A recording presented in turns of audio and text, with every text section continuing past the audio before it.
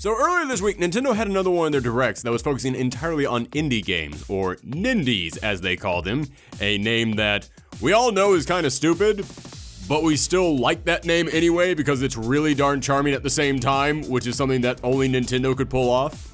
And it was the typical stuff that you would expect from an indie showcase. We got a couple of really bright, colorful 80s montages. We got a whole lot of really dark, post-apocalyptic things. We got a shot of a dog dying, which I didn't need Nintendo. I could have done without that. And we found out that Cuphead was coming to the Switch. It was actually a pretty darn good showcase. There was a lot there that they displayed that actually made me really excited. But they decided to end it by announcing that there was going to be a sequel to Crypt of the Necrodancer, a very charming dungeon crawling game in which you have to move around and fight to the beat of music. It's actually a great idea with a wonderful execution. I'm not very good at, simply because I am incredibly lame and I have no rhythm to me, but it is something that is very charming to watch, and I did enjoy what little of it I did play. But they announced that there was a sequel coming, which was the first time anyone announced that, so that was kind of a big deal. But then all of a sudden, out of nowhere, the music starts to sound a little bit familiar, and the villains start looking a little bit familiar. And that's when it suddenly hit us. This was not just Crypt of the Necrodancer 2. This was going to be a mashup between Crypt of the Necrodancer and The Legend of Zelda. Okay, you want to talk about things that we were not expecting to hear about probably ever? A crossover between Crypt of the Necrodancer and Legend of Zelda is probably the most gleeful surprise that I have had all year. And yes, I know it's only March, but I'm gonna go out on a limb and say it's gonna be really hard for anything else out there to top that this year. I'm not saying there won't be bigger announcements, but as far as things that I wasn't expecting, this might be the top for 2019. And this makes me incredibly excited, not just because I found Crypt of the Necrodancer to be fun, and not just because I'm a big Legend of Zelda fan, but because this is exactly what I want to see Nintendo doing. This is something I have been begging to see from the industry forever, and it's finally happening. Let me give you a little backstory on what I'm talking about here. There was a period of time before the Switch in which Nintendo was really struggling, and they were trying to figure out what exactly they should be doing, and they weren't exactly putting out there a whole lot of games, so their consoles weren't exactly selling. However, while Nintendo was still struggling to put out there a decent number of games, something rose up to take its place: the indie game market. While all the other AAA developers out there were moving more towards, whatever the current trend said was the big deal, or moving towards whatever the boardroom meetings were saying were a big deal, and trying to turn everything into a live service with tons of downloadable content and lots of microtransactions and in-game purchases, Nintendo was kind of sticking to their guns and just making video games, and the charming, fun video games that we had always wanted from Nintendo. But they weren't the only ones. The indie game market was also rising up and making games very similar to the stuff that we all grew up with. They were making games that were similar to the stuff that made Nintendo popular in the first place. There were so many big, huge indie successes like Shovel Knight that seemed like they were just massive love letters to Nintendo. It felt like there was this entire corner of the indie game market out there that was just begging Nintendo Senpai to notice them. But Nintendo had the Wii U. And the Wii U was kind of a rough console for indie games to get on. It was a rough console for any game to get on, not because it wasn't selling, but because thanks to Nintendo trying to create a new way to play with your dual screens, it meant that anybody who wanted to create a game for the Wii U had to specifically tamper it so that it fit the Wii U's dual screen system. So if you had a game that worked on, say, your PC and you wanted to port it over to the Wii U, you then had to sit down and go, okay, let's completely rewrite this thing from the ground up so it can work on the Wii U. But then Nintendo created the Switch. And the Switch has an amazing function to it where you can play it on your TV or on the go, but that's not a gimmick. That's a function. The game itself works exactly the same whether it's handheld or on your TV. So that means that anybody out there who has a game that can run on the Switch, they don't need to do anything. They don't need to come up with motion controls. They don't need to come up with a dual screen setting for it. If you have a game that works on the PC, you can just port that thing right over to the Switch. And all you gotta do is just figure out what button matches up with what. That's it. So when the Switch came out, Nintendo had a lot of stuff promised for it, but they didn't have a whole lot there in the beginning. So that's where the indie market came in. The indie market was loaded with all these developers who were making games that matched the tone and playstyle of stuff that people loved about Nintendo games. And now they finally had a console that they could put them on. So all of a sudden, all these indie games started getting ported onto the Switch, and there were all these people wanting to buy the Switch because it looked really darn cool. And also, it had Breath of the Wild and Super Mario Odyssey on there, and people really wanted to play those. So after they played those, they looked around and said, okay, what else can I play on here? Okay, that studio isn't making anything. That studio isn't making anything. It's gonna be a couple more months before the next Nintendo game comes out. Oh, look at all these indie games that are here. And they're only like $5. Yeah, sure, I'll try some of them. And because of that, indie games actually sell better on the Switch than they do on any other console. I have actually heard many indie developers say that their games have sold better on the Switch than they sold on the PC. And a lot of that has to do with the fact that Nintendo actually has standards. If you go on Steam, anything can get put up on Steam. You can put anything up there as long as it isn't illegal, and apparently Steam is even willing to turn a blind eye to that every now and again. You go on Steam looking for the hottest new indie game, and it's nothing but just the cheapest porn games that you could possibly imagine, and then one actual good game on that entire front page. The Switch actually looks through all the games that get submitted, and they actually go, okay, well, that one works. That one works. All these 99 other games do not work, but that one works over there, so let's put that up there. And then people go on the Switch, and they see these indie games on there, and they load up on them. And because of that, it's almost the perfect marriage. It's what we've all been waiting on. It's Nintendo, these people who make these really charming games that remind us of what we grew up with, and then you have the indie developers out there who are making the exact same type of games, almost as if in tribute to the Nintendo games that they grew up with. And now they can finally have them on the same console, and it's working great for everyone out there. So the Switch has really helped to establish this connection between Nintendo and the indie market, but I've always still wondered whether or not Nintendo realized the impact that the indie games were having on the Switch and that the Switch was having on indie games. Because yes, they do have their nindies. However, every console out there likes to come out there and say, oh yes, we care about the indie market. Here's our indie spotlight. Every company does that. So I've always wondered, what does Nintendo mean when they say they want to focus on indie games? Do they really mean that, or is that just buzzwords that they're putting out there so that they can get everyone's attention? And this lets me know, oh no, they don't just mean they're going to put a special emphasis on indie games. They're going to back that up in ways that no other company out there is willing to do, because yes, Microsoft is willing to buy up some indie companies so that they can make games for them, and hey, that's good for Microsoft. However, they're not exactly going to let like Master Chief appear in an indie game. This is incredible to me, that Nintendo, a company that is famous for how protective they are of their franchises, a company that is well known in the industry for hoarding all of their franchises and saying nobody else can touch this. Every now and again, yes, they will let another studio make a game about their characters, but even then, that's kind of rare. But over the past couple of years, we've seen them starting to open up to that more. We've seen them being more accepting of other companies touching their franchises, but they still wouldn't want the indie developers to touch their franchises. I mean, these are small-time developers. You don't know what they're going to do with your characters. And now they're actually looking over at the indie developers, and they're asking them to make stuff involving their characters. And not just like asking them in a way of like, yeah, we'll hire you on to do this. They're giving them their characters and saying, here, have fun with it. Go nuts, kid. It's like the Mean Joe Green of video games, where they just turn around, throw the jersey to the kid and say, hey, take that. There's a reference that no one in my audience is going to get. Hey, kid. Wow, thanks, Mean Joe. So this is amazing to me because A, it says that Nintendo, after all this time, is finally loosening up, but it also says to me, they know the right people to get in contact with. It's not like they just grabbed some random indie developer out there. They actually grabbed a kind of big indie developer. They actually grabbed someone who actually made a really charming, successful game that matches the tone of Nintendo games perfectly.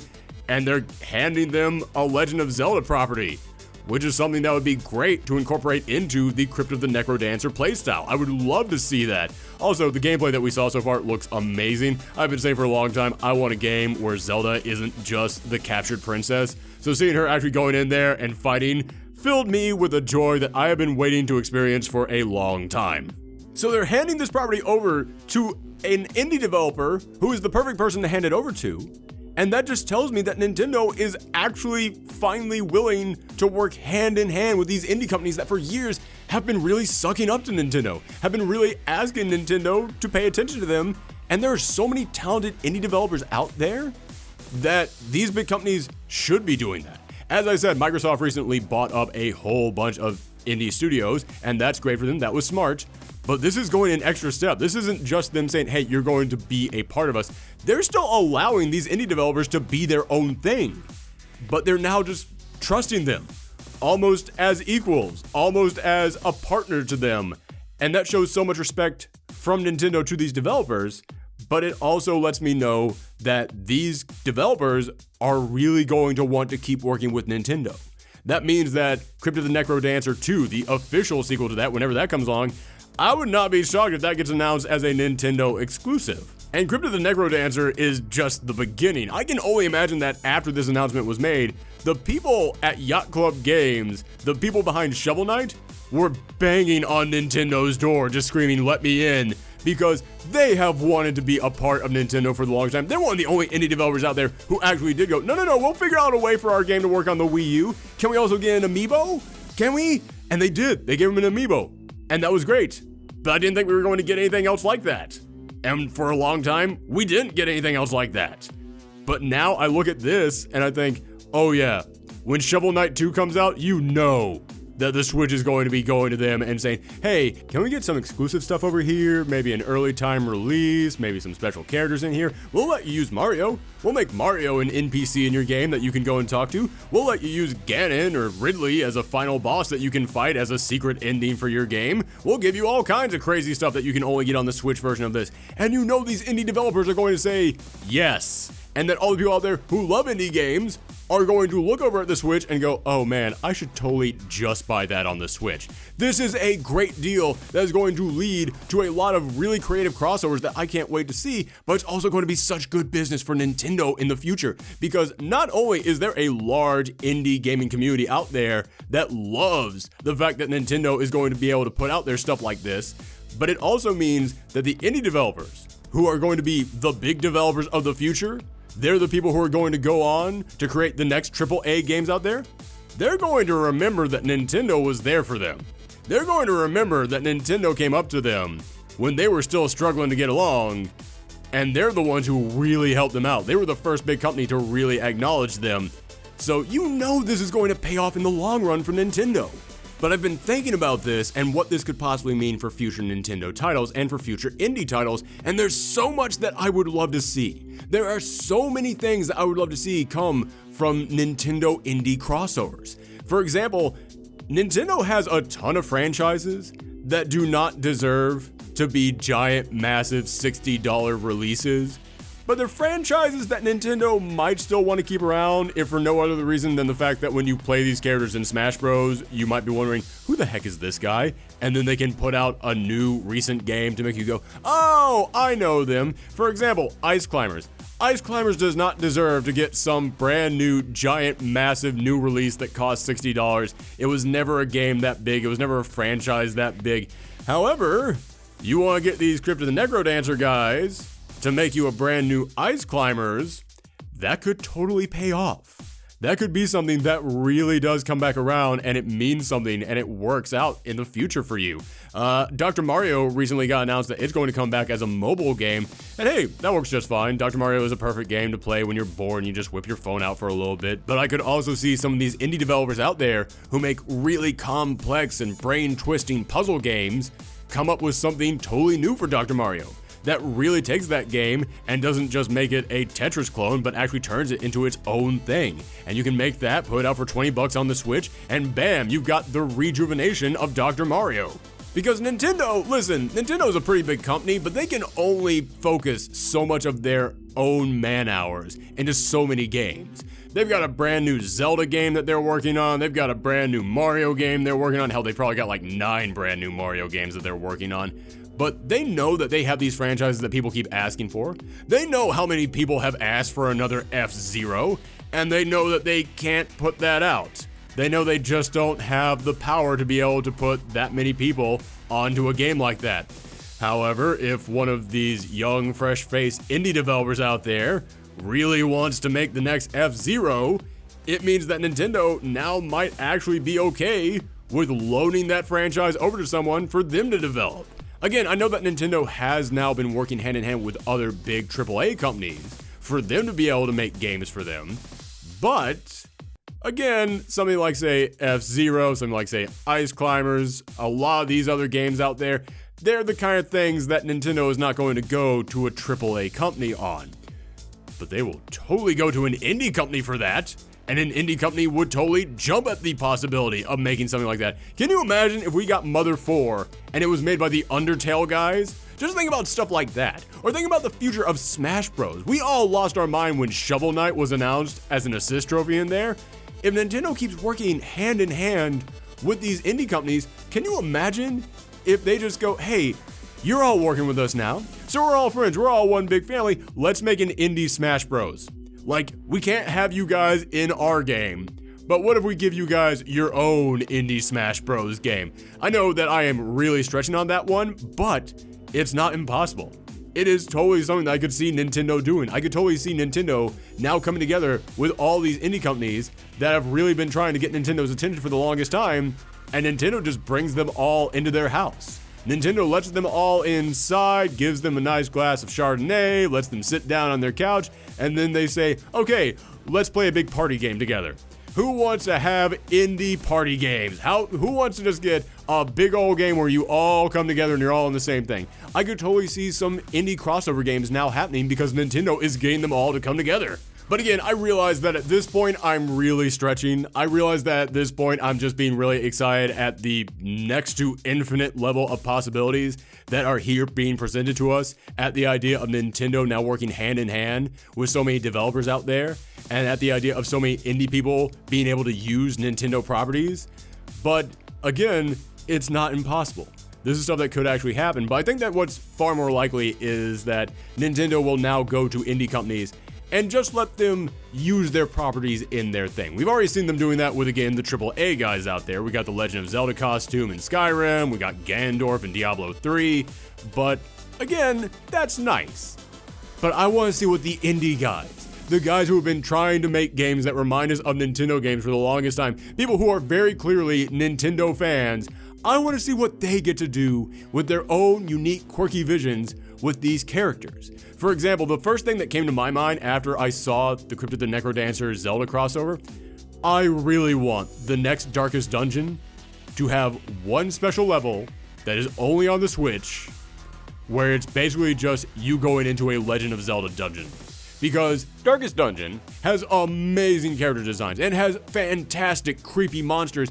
I would love to see the artist behind that game working on some of the most spine-chilling monsters in the Zelda franchise. I want to see the people who made this tackle something like this. I would love to see the Darkest Dungeon guys' interpretation of things like the Dead Hand or the Re-Dead or the Skulltula.